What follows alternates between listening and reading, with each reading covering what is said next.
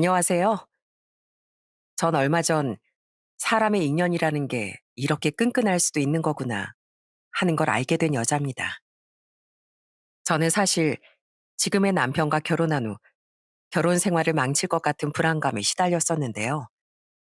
알고 보니 그 뒤에 제가 모르던 엄청난 비밀이 숨겨져 있더라고요. 아마 제 얘기를 들으시면 세상에 이런 경우도 있구나 하고 다들 깜짝 놀라실 겁니다. 그럼 지금부터 한번 제 이야기를 시작해 볼게요. 저는 과일 장사를 하시는 부모님 밑에서 화목한 어린 시절을 보냈습니다. 가끔씩 동생들과 같이 부모님의 과일 가게에 놀러 갈 때가 있었는데 부모님이 장사하는 걸 구경하면 그게 얼마나 재밌었는지 모릅니다. 수박 사세요, 수박. 속이 아주 꽉 찬 달달한 수박입니다. 아유, 손님, 참외도 한번 보고 가세요. 이번에 들여온 참외가 진짜 실하고 맛있어요. 그렇게 구경을 하고 있으면 엄마가 과일을 한 개씩 잘라주시곤 했는데 거기서 먹는 과일이 그렇게 달고 맛있더라고요. 저한텐 어린 시절 기억 중에서 그런 기억들이 제일 마음속에 많이 남아있는 것 같습니다. 그렇게 행복한 어린 시절을 보낸 전 대학을 졸업한 후에 직장에 들어가게 되었어요. 그리고 처음 들어간 직장에서 사내 커플로 만난 남자와 20대 후반에 결혼을 하게 되었습니다. 신혼여행을 갔다 와서 회사에 복귀를 했더니 사람들이 저희 부부를 되게 부러워하더라고요. 우와, 이젠 사내 커플이 아니라 사내 부부네. 그래, 신혼여행 가서 재밌게 놀았어? 나도 빨리 남편감 하나 만들어서 종아 씨처럼 신혼여행도 다녀와야 되는데. 아휴, 난 언제 좋은 남자 만나서 결혼해보나? 직장 동료들이 그렇게 부러워할 때마다 전 쑥스러워서 얼굴이 빨개지곤 했답니다. 그렇게 저희 회사의 유일한 사내 부부가 된 전 하루하루가 너무 행복했어요. 남편과 집에서 같이 맛있는 것도 만들어 먹고 우리의 이세는 어떤 모습일까 같이 상상을 하기도 했답니다. 여보, 나중에 우리한테도 애가 생기면 어떤 모습일까? 난 딸이든 아들이든 무조건 당신의 듬직하고 착한 모습을 닮았으면 좋겠어. 당신 닮은 애들이라면 진짜 사랑으로 키울 수 있을 것 같거든. 에이, 애들이 나만 닮으면 되나? 오히려 나보단 당신을 더 많이 닮아야지. 난 나중에 당신 닮은 애가 태어날 거라는 상상만 해도 너무 행복해. 나 진짜 우리한테 애가 생긴다면 내 인생을 다 갈아 넣어서라도 열심히 키울 거야. 저는 남편과 그런 얘기를 할 때마다 아직 애가 생긴 것도 아닌데 벌써부터 세상을 다 가진 것만 같았어요. 그런데 왜 그런 행복은 오래가지 않는 걸까요? 남편과 결혼한 지 3개월밖에 안 됐는데 저의 행복이 정말 처참하게 부서지고 말았습니다. 저희 남편이 주말에 친구를 만나러 갔다가 집에 오는 길에 교통사고로 그만 세상을 떠나고 말았거든요. 말도 안 돼. 당신 나랑 결혼한 지 얼마나 됐다고 벌써 날 떠나가면 어떡해. 당신 나랑 예쁜 아이 낳고 오순도순 살기로 했잖아. 나랑 검은 머리 파뿌리 될 때까지 행복하게 살기로 한 거 잊었어? 가족들과 주변 사람들이 절 위로해줬지만 슬픔이 너무 커서 아무 얘기도 귀에 들어오지 않았어요. 게다가 남편이랑 같은 회사를 다녔었다 보니 회사에 갈 때마다 남편 생각이 나서 도저히 다닐 수가 없더라고요. 결국 전 버틸 수가 없어서 회사를 그만두고 다른 회사로 이직할 수밖에 없었습니다. 그래도 남편이 세상을 떠난 후 한동안은 저희 시부모님과 왕래를 했었어요. 그런데 어느 날 시부모님이 절 불러서 진지하게 말씀하시더군요. 세아가, 우린 괜찮으니까 이제 여긴 오지 마렴. 네가 우리 아들이랑 결혼 생활을 딱 3개월밖에 안 했는데 세상 떠난 우리 아들 때문에 널 평생 묶어둘 수 없잖니. 네 나이가 아직 젊고 네 인생도 중요한데 괜히 우리 챙기느라 너의 젊음을 낭비하지 말았으면 좋겠구나. 그렇게 전 남편도 떠나보내고 시부모님과도 이별을 하게 되었습니다. 그날 시부모님 앞에서 얼마나 서럽게 펑펑 울었는지 몰라요. 그 후 전 슬픔을 이겨내기 위해 정말 치열하게 살았습니다. 그런데 제가 일부러 더 이악 물고 열심히 사는 걸 저희 부모님이 아셨는지 자꾸 절 더 챙겨주려고 하시더라고요. 종아야, 이거 이번에 들여온 사과인데 진짜 달고 맛있는 꿀사과니까 가져가서 아침 저녁으로 깎아 먹어라. 너 엄마가 과일 진짜 잘 고르는 거 알지?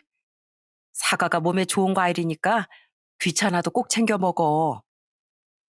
부모님은 혼자 사는 저한테 과일뿐만 아니라 반찬도 싸주시고 걱정이 되셨는지 평소에 전화도 많이 하셨어요. 그래서 전 부모님한테 걱정 끼치지 않기 위해 더 씩씩하게 살았습니다. 그러다가 한 번은 집에 갔는데 아빠가 편하게 러닝 차림으로 돌아다니고 계시더라고요.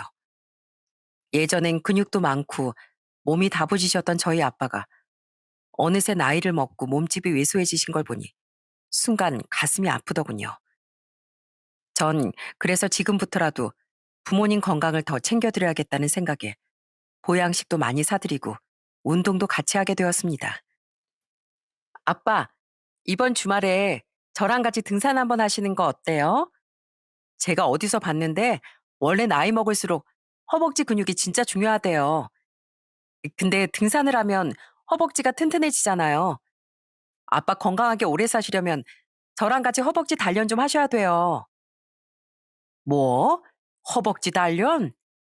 하긴, 내가 그래도 왕년엔 별명이 뽀빠일 정도로 근육질이었는데, 이젠 팔다린 가늘어지고 배만 나와서 거울을 볼 때마다 볼품없긴 하더라고. 그런데 이 상태로 더 늙어가느니, 네 말대로 더 늙기 전에 다시 근육 좀 키워봐야겠다. 예전처럼 뽀빠이는 못 되더라도 비실거리지 말아야 될 거 아니냐.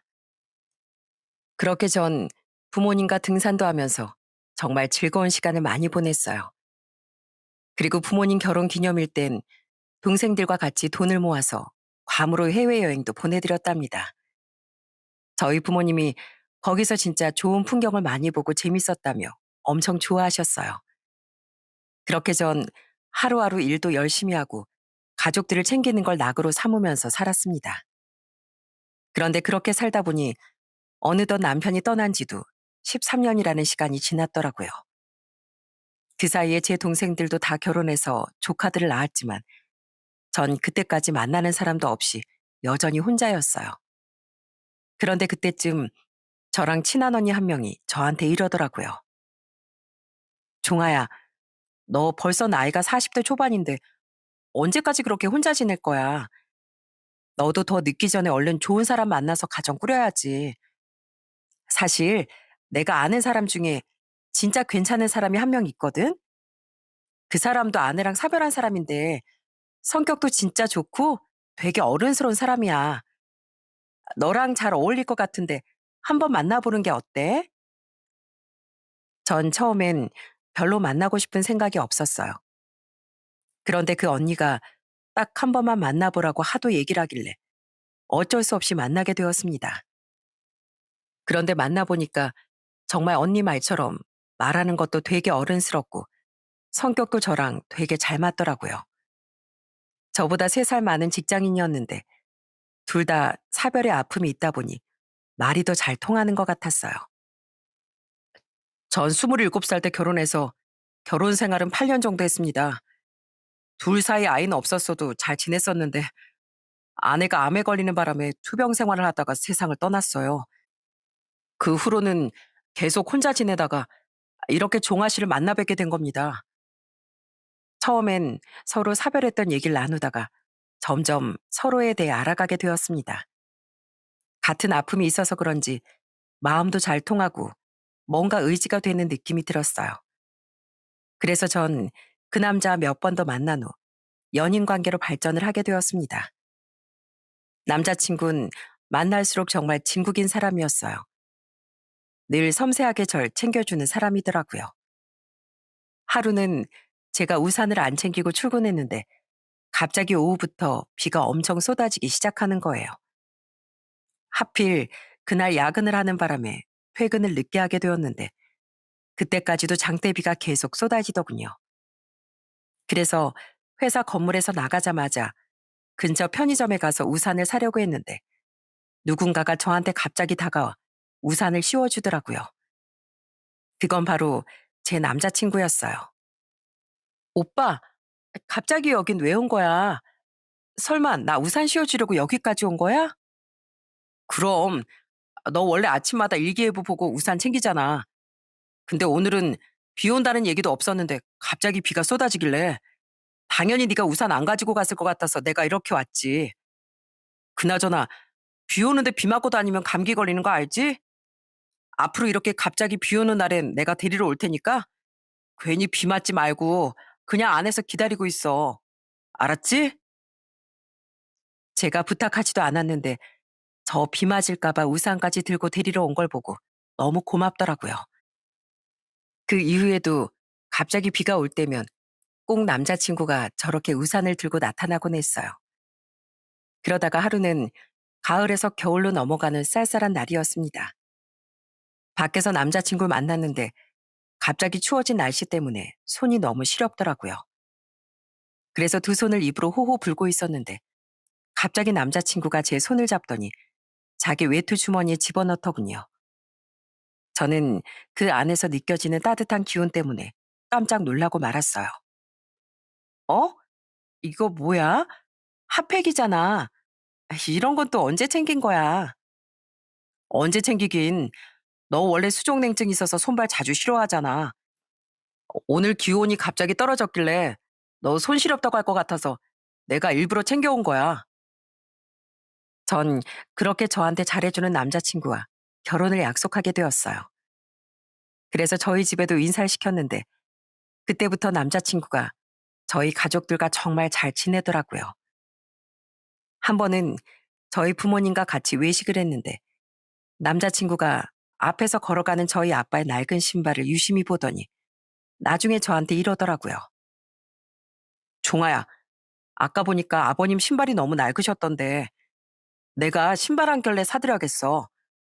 혹시 아버님 신발 사이즈가 어떻게 돼? 우리 아빠? 260 신으시긴 하는데 그냥 안 사드리는 게 나을 거야.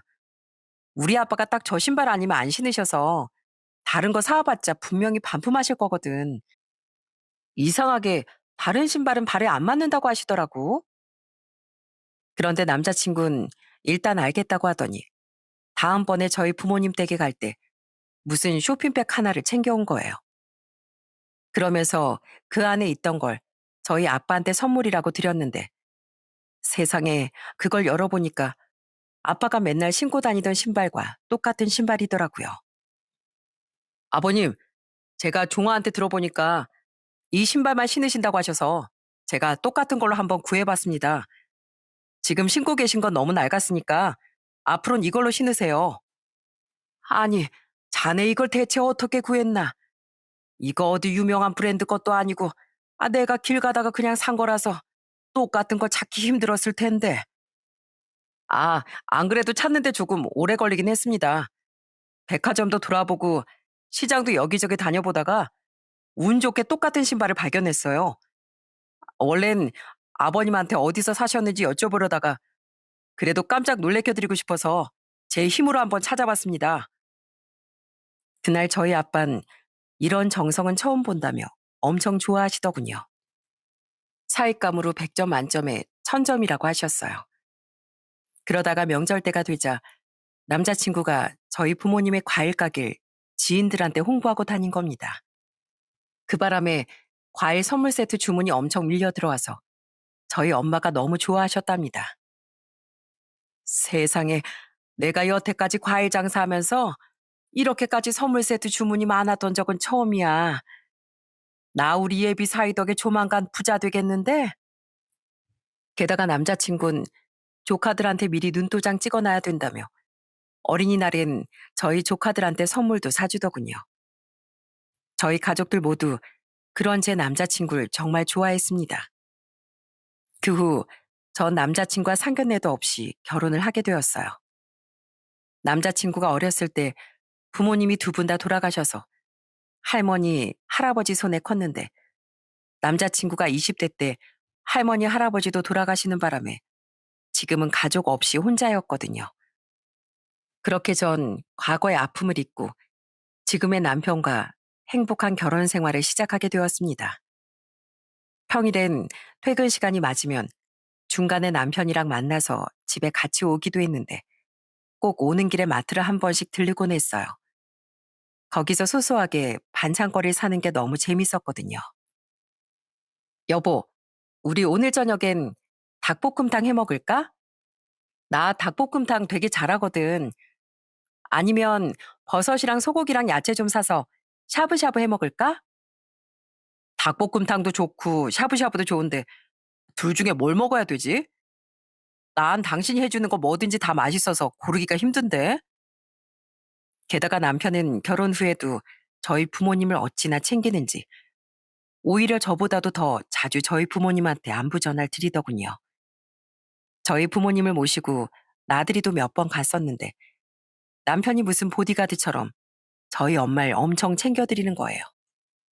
계단에선 안 넘어지게 부축해드리고 가방도 무거울까봐 계속 들어드리니까 저희 아빠가 질투까지 하시더군요. 아니, 장모한테 이렇게까지 공주 대접을 해준다고? 나 이러다가 자네한테 밀리는 거 아닌가? 자네 장모가 좀 있으면 이제 남 필요 없고 사이만 있으면 된다고 하겠는걸. 그 얘기를 듣고 저와 엄마랑 둘이 웃음을 빵 터트리고 말았어요. 남편 덕에 웃을 일이 많아지니까 너무 좋더라고요. 그런데 이번만큼은 행복한 결혼 생활을 오래 하고 싶었던 제 마음이 욕심이었던 걸까요? 결혼한 지 얼마 안 됐을 때부터 남편이 점점 수상한 행동을 하기 시작했습니다. 어느 날 남편이 직장 동료 아버지가 돌아가셨다면서 장례식에 다녀오겠다는 거예요. 전 잠깐 갔다가 금방 올 줄 알았는데 밤까지 새고 다음날 집에 들어오더군요.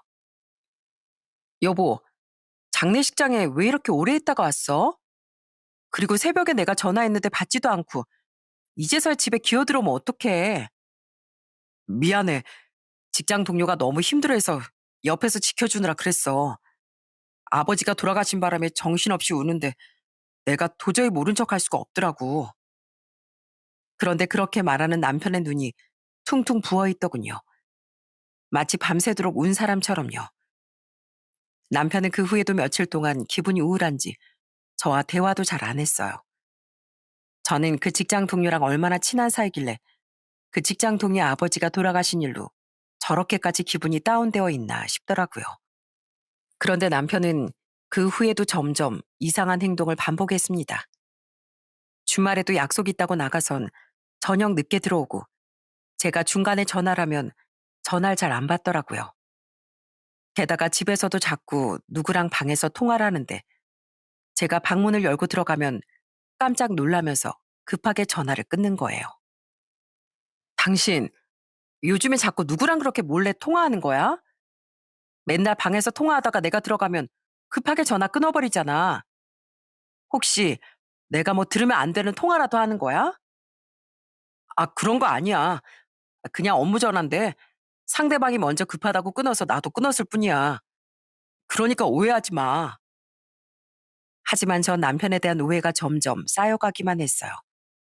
한 번은 남편이랑 같이 친정에 갔는데 저희 부모님이 과일을 싸가라고 좀 주신 거예요. 그래서 그걸 실으려고 남편 차 트렁크를 열었는데 거기에 웬 못 보던 쇼핑백들이 들어있더군요. 제가 이게 뭔가 싶어서 열어서 보려고 했더니 남편이 제 손을 다급하게 막는 거예요. 여보, 그거 건드리지 마. 그거 내 거 아니라서 함부로 만지면 안 돼. 뭐? 아니, 당신 게 아니면 누구 건데? 왜 남의 물건이 당신 차에 있어? 아, 그게 직장 동료가 나보고 우리 집 근처에 있는 백화점에서 뭐 좀 사달라고 해서 사놓은 거거든. 월요일에 회사 가면 그대로 전해줘야 되니까 건드리지 마. 남편은 제가 의심할 때마다 자꾸 직장 동료 핑계를 대는데 전 아무래도 이상하다는 생각이 들었어요. 혹시 남편이 저 몰래 바람을 피우는 건 아닐까 하는 의심까지 들었답니다. 그러다가 어느덧 결혼한 지 10개월쯤 되었을 때 정말 결정적인 증거를 발견하게 되었어요. 남편 옷을 드라이 맡기려고 정리를 하고 있었는데 남편의 정장 자켓 안쪽에 무슨 서류 같은 게 들어있는 거예요. 그래서 열어봤는데 정말 충격적인 서류가 들어있더군요. 그건 바로 남편 이름으로 된 집 계약서였습니다. 저희 신혼집도 아니고 아예 다른 주소였는데 왜 그런 계약서가 있는 건지 이해가 되지 않더라고요. 저는 한참을 생각하다가 결국 남편이 두 집 살림을 차린 거라는 결론을 내리게 되었습니다. 남편이 여태까지 했던 수상한 행동들도 그렇고 이 집 계약서까지 떡하니 있는 걸 보니 그것 말곤 설명할 길이 없었거든요. 전 결혼 전부터 저랑 저희 가족들한테 그렇게 잘했던 남편이 뒤에서 제 뒤통수를 치고 있었다는 생각에 다리가 부들부들 떨렸습니다. 이번엔 행복하게 결혼 생활을 오래 할 수 있을 줄 알았는데 겨우 10개월 만에 그 행복이 산산조각 난 것 같아 너무 억울했어요.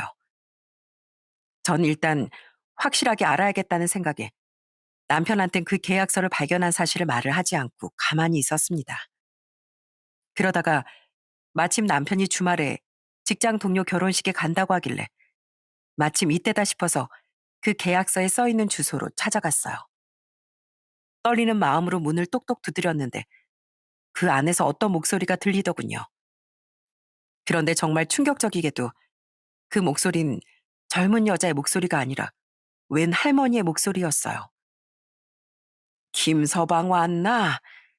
금방 올 줄 알았는데 왜 이제서야 왔어? 그리고 문을 열고 나타난 건 처음 보는 어떤 할머니였습니다. 그런데 그 할머니는 눈이 잘 안 보이시는 건지 한참 동안 눈을 찡그리면서 절 쳐다보다가 화들짝 놀라시더군요. 저도 이게 어떻게 된 일인지 몰라서 할머니한테 이렇게 물었습니다. 저기, 여기 혹시 김윤호 씨 집 아닌가요? 김윤호 씨 이름으로 계약한 집을 알고 찾아왔는데요. 제가 그렇게 말하자 할머니가 갑자기 주저앉으며 이상한 얘기를 하시더군요. 아이고, 미안합니다. 김윤호 씨 이름 보고 찾아온 걸 보니 우리 김서방 와이프 맞으시죠? 많이 놀라셨을 텐데 정말 죄송합니다. 이게 다 못난 저 때문이에요. 할머니, 갑자기 저한테 왜 사과를 하세요? 저희 남편이랑 대체 무슨 사이시길래 그러시는 거냐고요. 네? 제가 그렇게 물었지만 할머니는 계속 눈물만 흘리며 저한테 아무것도 말씀을 안 해주시더라고요. 전 너무 답답해서 바로 남편한테 전화를 했습니다. 당신 시간 보니까 지금쯤 결혼식 끝났을 것 같은데 잔말 말고 빨리 여기로 와. 나 당신이 땡땡동에 집 하나 계약한 거 알고 있거든? 나 지금 그 집에 와 있으니까 빨리 여기 와서 무슨 일인지 설명하라고. 그러자 남편은 깜짝 놀란 목소리로 저한테 이러더군요. 여보, 그걸 어떻게... 알았어. 내가 가서 다 설명할게. 내가 당신한테 말 못한 거 다 얘기할 테니까 조금만 기다려줘. 그렇게 그 집에서 기다리고 있으니까 남편이 도착을 했고 전 남편을 보자마자 바로 따져 물었습니다. 당신 거짓말하지 말고 똑바로 말해. 이게 도대체 어떻게 된 거야? 이 집은 뭐고 여기 계신 이분은 누구냐고. 그러자 남편은 제 앞에 무릎을 꿇더니 고개를 푹 숙이고 정말 충격적인 얘기를 하기 시작하더군요. 미안해 여보. 사실 여기 계신 분은 내 전 장모님이셔. 그리고 이 집은 장모님 사시라고 내가 해드린 집이야. 당신한테 얘기 안 하고 숨긴 건 정말 미안해. 뭐라고? 아니, 당신이 이 집을 왜 해드리는 건데? 당신 이제 그 집 사이도 아닌데 왜 당신이 당신 돈으로 집까지 해드리냐고. 사실 당신한테 얘기 못했지만 나 전처랑 사별하고 나서도 전 장인 장모님하고 계속 연락하고 지냈거든. 그런데 얼마 전에 장인어른 돌아가시고 나서 장모님이 혼자 되셨는데 몸이 좀 안 좋으시다 보니까 걱정이 돼서 이렇게 할 수밖에 없었어. 당신은 이해하기 힘들겠지만 나한테 전 장인 장모님은 정말 소중한 분들이셨거든. 저는 이 할머니의 정체가 남편의 전 장모님이었다는 사실이 너무 충격적이었어요. 물론 전차하고 결혼 생활을 8년이나 했다지만 그래도 사별한 지 오래됐고 이젠 저랑 결혼했으니까 당연히 그쪽 집안하곤 연락을 안 하는 줄 알았거든요. 그런데 자주 연락하는 걸로도 모자라 집까지 사들였다는 게 도저히 이해가 되지 않았습니다. 그런데 제가 계속 황당해하는 표정으로 바라보니까 남편이 결혼 생활 동안 전 장인 장모랑 어떻게 지냈는지 다 말해주기 시작하더군요. 얘기를 들어보니 남편은 전처랑 결혼하고 나서 처가에 들어가서 살았대요. 남편이 부모님을 일찍 여의고 할머니, 할아버지 손에서 자랐다 보니 엄마 아빠의 사랑을 느껴본 적이 없었는데 남편의 전 장인 장모님이 남편을 정말 아들처럼 대해주셔서 너무 좋았다고 하더군요. 김서방, 할머니, 할아버지까지 돌아가시고 나서 혼자 살다 보니 집밥이 그리웠지? 내가 한 음식이 자네 할머니가 해주신 것보다 맛있을지 모르겠지만 그래도 한번 먹어보게. 내가 이래봬도 집밥 하나만큼은 자신 있는 사람이거든. 우와, 냄새만 맡아도 너무 맛있을 것 같아서 군침이 도는데요. 저희 할머니도 저 어렸을 때부터 이렇게 두부를 많이 넣어서 된장찌개를 끓여주셨거든요. 저 할머니 돌아가신 다음에 이런 된장찌개 진짜 먹고 싶었는데 장모님 덕에 또 먹게 되네요. 하루는 남편이 감기에 걸려서 기침을 했는데 남편의 전 장모가 따뜻하게 꿀물을 타주셨다고 하더라고요. 아유, 아이 뭔 기침을 그렇게 많이 해. 자, 이거 내가 꿀물 탄 거니까 식기 전에 좀 마셔보게. 원래 목 아플 땐 꿀물이 최고거든. 그런데 남편이 그 꿀물을 받아들자 이번엔 남편의 전 장인이 외투를 입으면서 이러셨다더군요. 아니, 요즘 세상이 무슨 세상인데 겨우 꿀물 가지고 되겠어? 자네, 내가 얼른 약국 가서 약 사올 테니까 조금만 기다리게. 약 먹고 누워서 푹 자면 좀 나아질 거야. 혹시 그래도 안 나아지면 내가 자네 태우고 병원이라도 갈 테니까 걱정하지 말고. 알았지? 그날 전 장인은 약을 사다가 먹여주시고 전 장모는 이마를 손으로 짚으면서 10가지 재주시는데 남편은 마치 자기가 아들이 된 느낌이 들었대요. 그러다가 한 번은 남편이 처가 식구들이랑 같이 길을 걷고 있었는데 어떤 차가 천천히 지나가다가 남편을 살짝 쳤다고 하더라고요. 진짜 살짝 스친 정도로 아프지도 않았는데 전 장모가 허겁지겁 달려와서는 눈물까지 글썽이면서 남편을 걱정하셨다는군요. 김서방, 괜찮은가? 혹시 어디 많이 다친 거 아니야? 얼른 바지 걷어봐. 아까 다리 부딪힌 거 괜찮은지 한번 보게. 전 장모는 남편이 다쳤을까봐 전전긍긍하시고 전 장인은 바로 차주한테 가서 불같이 화를 내셨다고 하더군요. 당신 지금 미쳤어? 사람이 떡하니 걸어가고 있는데 운전을 똑바로 해야 될 거 아니야? 당신 때문에 우리 사위 다쳤으면 당신이 책임질 거야? 만약에 우리 사위 몸에 흠집이라도 하나 났으면 내가 당신 가만 안 둘 줄 알아. 알았어? 그날 남편의 전 장인 장모는 남편이 정말 다쳤을까봐 병원에 데려가 엑스레이도 찍고 별의별 검사를 다 시켜주셨다고 하더군요. 그 후 남편한테 아무 이상이 없다는 걸 알고 나서야 가슴을 쓸어내리셨대요. 그런데 남편의 전 장인 장모는 남편을 챙겨주시는 걸로도 모자라 남편이 할머니 할아버지 제사 지낼 때 제사 음식도 해주시고 같이 제사도 지내주셨더라고요. 게다가 할머니 할아버지의 영정사진을 향해 전 장모가 이렇게 말씀하셨대요. 우리 김서방을 이렇게 훌륭하게 키워주시고 이런 좋은 사람을 저희가 사이로 맞을 수 있게 해주셔서 정말 감사합니다. 김서방은 제 딸의 남편이자 저희한테는 아들이나 마찬가지인 사람이에요. 앞으로 저희가 아들처럼 품을 테니 하늘나라에서 걱정하지 마시고 편히 계십시오. 남편은 전 장인 장모한테 감동해서 그날도 눈물을 펑펑 흘렸다고 하더군요. 하루라도 전 장인 장모한테 감사하지 않은 날이 없었대요. 그런데 그렇게 가족이 따뜻함을 느끼면서 결혼 생활을 하다가 결혼 6년 만에 남편의 전처가 위암에 걸리고 말았다더군요. 남편은 전처를 지극정성으로 간호했는데 전 장인 장모는 아픈 딸보다 오히려 사위인 저희 남편을 더 챙겨주셨대요. 자네, 내가 걱정돼서 그러는데 우리 딸만 신경 쓰지 말고 자네 몸도 좀 챙기게. 자네 요즘 우리 딸 때문에 힘들어서 몰골이 말이 아니잖아. 내가 용돈 줄 테니까 이걸로 친구들 만나서 맛있는 것도 좀 사 먹고 옷도 좀 깔끔한 걸로 사 입게나. 우리 딸 때문에 자네까지 망가질까 봐 걱정돼서 그래. 그러다가 남편의 전처가 투병 생활을 이겨내지 못하고 결혼 8년 만에 결국 세상을 떠나고 말았대요. 그때도 남편의 전 장인 장모는 딸을 잃은 슬픔이 클 텐데도 오히려 저희 남편을 더 챙겨주셨다고 합니다. 자네, 제발 밥 좀 먹어보게. 이러다가 자네까지 큰일 나. 나 우리 딸이 그렇게 된 거 정말 슬프지만 자네까지 잘못되면 정말 못 살 것 같네. 이제 우리 딸도 없으니 우리한테 자식이라곤 자네뿐이지 않나.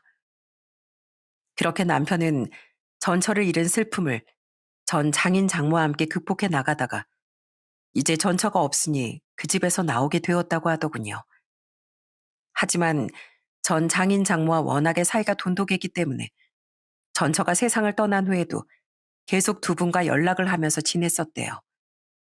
그런데 원래 당뇨가 있던 전 장모가 몇 년 전부터 합병증으로 눈이 점점 안 보이기 시작하고 전 장인도 연세가 있으셔서 편찮으셨다고 하더군요. 그래서 남편이 계속 두 분을 많이 챙겨드렸었다고 합니다. 그 모든 얘기를 듣고 나니 남편이 전 장인 장모와 얼마나 애틋한 관계였는지 알 것 같더군요. 저 같아도 그런 분들을 외면하긴 힘들었을 것 같다는 생각이 들었어요. 그래서 더 이상 남편한테 왜 집까지 해드렸냐고 따지고 싶지도 않았습니다. 그런데 제가 아무 말도 안 하고 계속 듣기만 하니까 남편이 펑펑 울면서 이야기를 계속 이어나가더라고요. 사실 두 분 다 몸도 안 좋으신데 몇 년 전에 또 안 좋은 일이 있었거든. 전 장인어른께서 사기를 당하시는 바람에 가지고 계신 돈을 다 잃으셔서 좁은 단칸방에서 생활하게 되셨어. 근데 그 상황에서 전 장모님은 눈이 더 안 보이기 시작하고 몇 달 전에 전 장인어른께서 돌아가시게 되니까 내가 도저히 가만히 있을 수가 없더라고. 눈만 안 보이시는 게 아니라 거동도 불편하신데 이젠 그 불편한 몸으로 혼자 계셔야 되니까 내가 뭐라도 더 해드려야 될 것 같아서 그랬어. 그래서 당신이 전 장모님 걱정돼서 이 집을 해드렸다는 거야? 그럼 적어도 나한테 미리 얘기라도 하지 그랬어. 난 당신이 그동안 나 몰래 바람 피우고 있는 줄 알고 얼마나 걱정하고 있었는 줄 알아? 당신한테 얘기 못한 건 정말 미안해. 솔직히 당신 입장에선 이해하기 힘든 일일 테니까 차마 얘기할 수가 없었어. 그리고 사실 나 지난번에 나 직장 동료 아버지 돌아가셨다고 한 날도 전 장인어른 장례식 갔다 온 거야. 솔직히 그때 하늘이 무너지는 심정이었는데 당신 앞에서 울지 않으려고 얼마나 참았는지 몰라. 여보, 나한테 많이 실망했지? 여태까지 속인 거 정말 미안해. 난 정말 당신한테 남편 자격도 없는 사람이야. 그런데 남편이 저한테 그렇게 울면서 사과를 하자 이번엔 남편의 전 장모도 눈물을 펑펑 흘리며 저한테 이러시더라고요. 이게 다 제 잘못입니다. 우리 딸 세상 떠나고 나서 김서방을 매정하게 내쳤어야 하는데 아들처럼 너무 아끼던 사람이라 차마 그럴 수가 없었어요. 이 집도 받지 말았어야 했는데 이게 다 제가 염치 없는 노인네라서 그런 겁니다. 이거 다 제 잘못이니까 제발 우리 김서방 한 번만 용서해 주세요. 전 그 모습을 보자 마음이 너무 착잡하더군요. 남편이 절 속인 건 정말 기가 막혔지만 한편으론 또 가슴이 너무 아팠어요. 그래서 저는 한참을 고민하다가 남편한테 이렇게 얘기했습니다. 일단 여태까지 무슨 일이 있었던 건진 다 알았으니까 우리 이만 집에 돌아가자. 이분이 당신한테는 어머니나 마찬가지인 분이라는데 내가 거기다가 무슨 말을 더 하겠어. 그러니까 얼른 일으켜드리고 따뜻한 물이라도 한 잔 챙겨드려. 찬 바닥에서 나한테 사과하시느라 몸에 많이 물이 되셨을 거야. 그러자 남편이 말없이 전 장모를 방으로 모셔가 이불도 덮어드리고 따뜻한 물도 갖다 드리더군요. 그리고 저와 남편은 집으로 돌아가게 되었습니다. 전 집에 와서도 계속 생각을 해봤는데 남편이 전 작물 챙겨드리는 걸 막으면 안 될 것 같다는 결론이 나더라고요. 어차피 전천의 세상을 떠났고 남편은 전처랑 상관없이 전 장모님을 진짜 어머니처럼 생각하는 것 같았거든요. 게다가 부모님과 조부모님 모두 잃고 남편한테 그동안 부모님 역할을 해주신 분 중에 유일하게 살아계신 게 바로 전 장모님이시잖아요. 남편이 그런 분한테 은혜를 갚고 싶어 하는 마음을 제가 억지로 방해하고 싶진 않았습니다. 그래서 전 그 이후로 남편한테 제 눈치 보지 말고 그냥 평소처럼 전 장모님을 챙겨드리라고 했습니다. 그랬더니 남편이 저한테 엄청 고마워하면서 정간 다르게 뭐든지 다 솔직하게 얘기하더라고요. 여보, 나 전 장모님한테 잠깐 다녀오려고 하는데 그래도 될까? 아까 통화해보니까 감기 걸리신 것 같길래 병원에 좀 모시고 가야 될 것 같아서. 그래, 얼른 갔다 와. 외동딸 잃고 이제 남편분까지 세상 떠나셔서 의지할 사람이 당신밖에 없을 텐데 당신이 당연히 갔다 와야지. 이해해줘서 정말 고마워. 아마 당신처럼 마음이 넓은 사람은 이 세상엔 없을 거야. 나 앞으로도 당신한테 더 잘할게. 그 이후로도 남편은 저한테 꼬박꼬박 얘기하면서 전 장모한테 다녀오곤 했습니다. 그런데 그럴 때마다 이상하게 자꾸 저도 남편의 전 장모가 신경이 쓰이더라고요. 남편한테 소중한 분이면 저한테도 소중한 분이라는 생각이 들어 어느 순간부턴 저도 같이 챙겨드리고 싶은 마음이 들었습니다. 그래서 하루는 반찬이라도 해다 드리려고 반찬을 만들고 있었는데 남편이 뭐 하는 거냐고 묻더라고요. 아, 당신 전 장모님 뵈러 갈 때 나도 같이 가려고. 눈이 잘 안 보이시니까 반찬도 잘 못해 드실 것 같아서 내가 몇 가지 좀 해봤거든. 당뇨 있다고 하시길래 최대한 당뇨식으로 신경 써서 만들어 봤는데 잘 드셨으면 좋겠다. 뭐? 우리 전 장모님 드리려고 반찬까지 만들었다고? 여보, 정말 고마워. 안 그래도 내가 전 장모님 식사가 제일 걱정이었는데 당신 덕분에 한시름 놓을 것 같아. 그렇게 남편과 같이 전 장모한테 찾아가 반찬을 드렸습니다. 전 이분이 남편의 어머니나 마찬가지라고 생각했기 때문에 어머님이라고 친근하게 불렀어요. 그랬더니 어머님이 너무 좋아하시더라고요. 세대, 정말 고마워요. 내가 세댁한텐 참 불편한 존재일 텐데 오히려 이렇게 날 챙겨주시니까 내가 어떻게 보답을 해야 될지 모르겠어요. 보답은요, 저희 남편한테 친엄마처럼 따뜻하게 대해주셨다길래 저도 잘해드리고 싶어서 그래요. 그리고 제 이름은 박종아거든요. 그러니까 앞으로는 저한테도 그냥 딸이나 며느리처럼 생각하시고 종아라고 편하게 불러주세요. 아셨죠? 그 이후로 어머님은 저한테 종아야라고 부르면서 딸처럼 대해주시더군요. 갈 때마다 제 손을 붙잡고 기뻐하시고 없는 형편에도 저한테 뭐라도 하나 챙겨주려고 하시는 걸 보면서 남편이 왜 그렇게 어머님을 생각하는지 더 잘 알 것 같더라고요. 전 그 이후 남편이 어머님을 병원에 모시고 갈 때도 따라갔습니다. 여보, 병원 진료는 그렇다 쳐도 병원에서 어머님이 화장실이라도 가시려면 내가 있는 게 나을걸? 당신이 여자 화장실까지 모셔다 드릴 수는 없잖아. 그러니까 같은 여자인 내가 챙겨드려야지. 아, 내가 그것까지 미처 생각을 못했네. 여보, 그런 세심한 부분까지 생각해줘서 정말 고마워.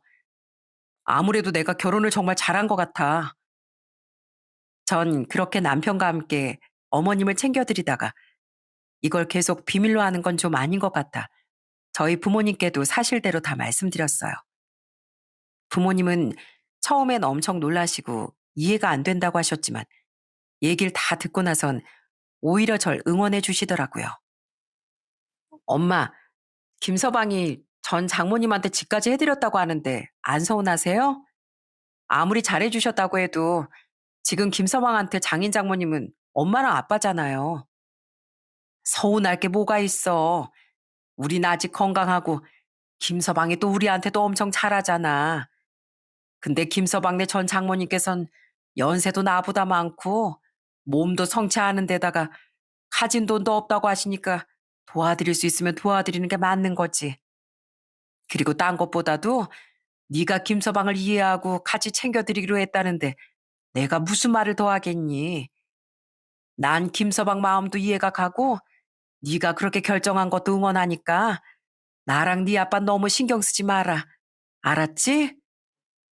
저는 부모님이 제 결정을 존중해 주시니까 너무 감사하더라고요.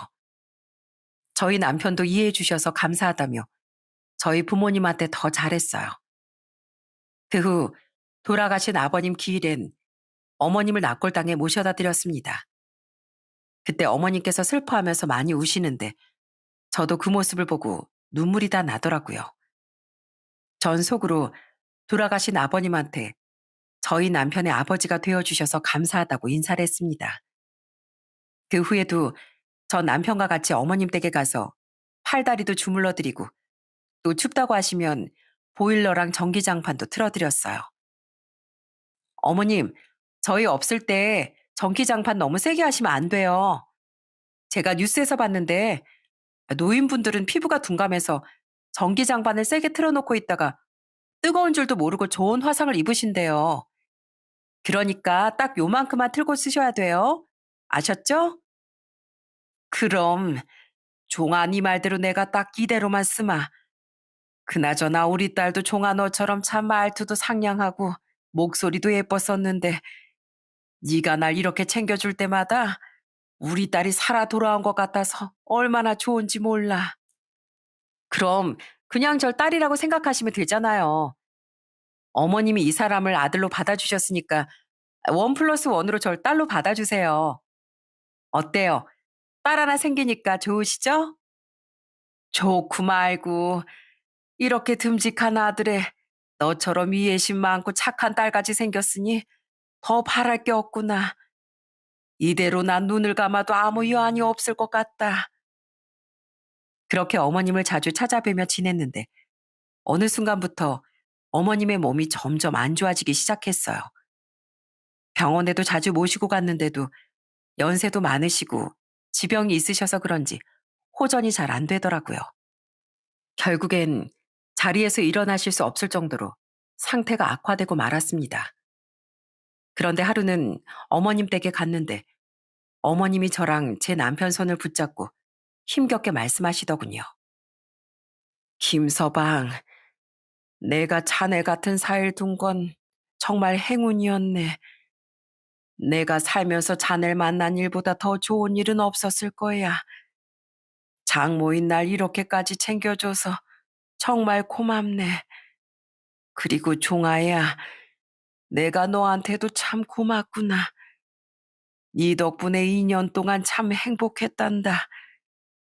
우리 김서방이 너 같은 짝을 만나서 정말 다행이야. 둘이 정말 잘 어울리는 한 쌍이니까 앞으로 우리 김서방이랑 싸우지 말고 오래오래 의지하면서 행복하게 살렴. 저와 남편은 그 얘기를 듣고 눈물을 펑펑 흘리고 말았습니다. 마치 저희한테 마지막 인사를 하시는 것 같았거든요. 그리고 그 예감이 맞았는지 며칠 후 어머님은 결국 세상을 떠나셨습니다. 남편이 어깨까지 들썩이면서 서럽게 우는데 그 모습이 너무 안쓰럽게 느껴지더라고요. 장모님, 제가 더 잘해드렸어야 했는데 그러지 못해서 정말 죄송합니다. 부디 하늘나라에선 가족들과 건강하고 행복하게 지내세요. 장모님이 저한테 그동안 해주셨던 거 평생 잊지 않겠습니다. 옆에서 지켜보는 저도 슬퍼서 눈물이 다 나오더라고요. 그래서 저는 남편을 따뜻하게 안아주며 어머니께선 좋은 곳에 가셨을 거라며 위로해 주었답니다. 그 후 어머님이 돌아가셨다는 사실을 알게 된 저희 부모님이 남편이 많이 힘들어할까봐 걱정하셨는지 저희 남편을 불러서 맛있는 걸 해주시더라고요. 자네, 요즘에 마음이 많이 힘들지? 자네한테는 어머니나 마찬가지인 분이 돌아가셨으니 얼마나 가슴이 아프겠는가. 내가 자네 성격을 잘 알다 보니 보나마나 밥도 못 먹고 울고 있을 것 같아서 내가 밥이라도 챙겨 먹이려고 우리 집으로 불렀네. 뜨끈하게 삼계탕 끓였으니까 잘 안 넘어가도 조금만 먹어보게나. 그러자 남편은 삼계탕 국물을 숟가락으로 한 입 떠먹더니 서럽게 펑펑 울기 시작하더군요. 어머님, 아버님, 정말 죄송하고 감사합니다. 제가 이 사람이랑 재혼을 했는데도 계속 전 장모님을 챙겨드리는 거 이해해 주시고 제가 힘들어할까봐 이렇게까지 신경 써주셔서 감사해요. 제가 앞으로는 어머님이랑 아버님을 제 부모님이라고 생각하고 모시겠습니다. 남은 제 인생은 저희 와이프랑 어머님, 아버님한테 다 바칠 거예요. 그래, 우리도 자네를 아들처럼 생각하고 있으니까 이젠 우릴 부모라고 생각하고 의지하게나. 우리한테도 자넨 정말 소중한 사람이야. 그날 저희 가족 모두 눈물을 얼마나 많이 흘렸는지 모릅니다. 전 남편을 위로해 주시는 저희 부모님한테도 너무 감사했고 따뜻한 마음씨를 가진 남편한테도 너무 고마웠습니다. 정말 제 곁엔 좋은 사람들만 있는 것 같다는 생각이 들었어요. 어떤 분들은 저한테 자존심도 없이 남편이 전 작물 챙기는데 그걸 그냥 놔두고 거기다가 또 더 챙겨드리기까지 하냐고 얘기하실 수도 있어요. 하지만 전 그렇게 생각하지 않습니다. 남편한텐 정말 소중한 분들이고 또 그런 분들이 있었기에 저희 남편이 더 좋은 사람으로 성장할 수 있었다고 생각하거든요. 그리고 사람이라면 은혜를 받은 만큼 갚아야 되는 것도 맞다고 생각하고요.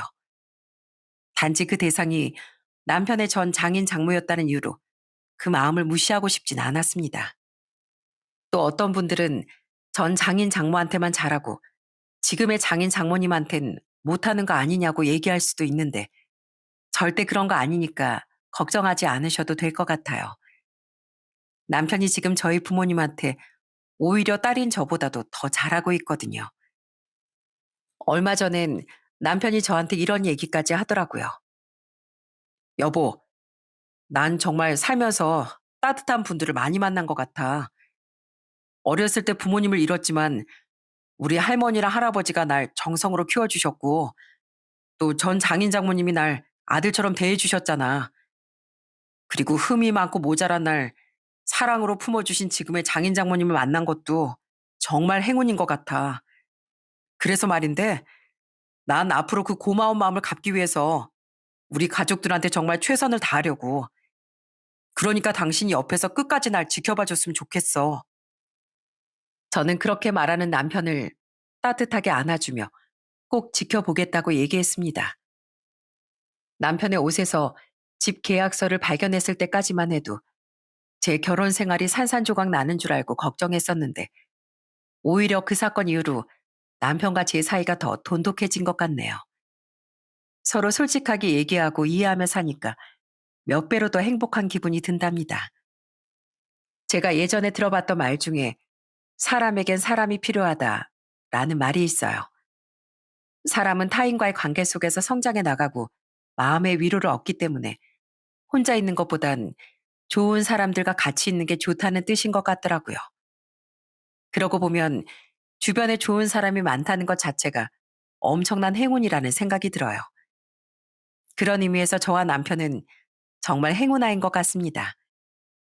남편은 부모님 같은 좋은 분들을 만났었고, 전 마음씨가 따뜻한 남편과 결혼해서 행복하게 살고 있으니까요.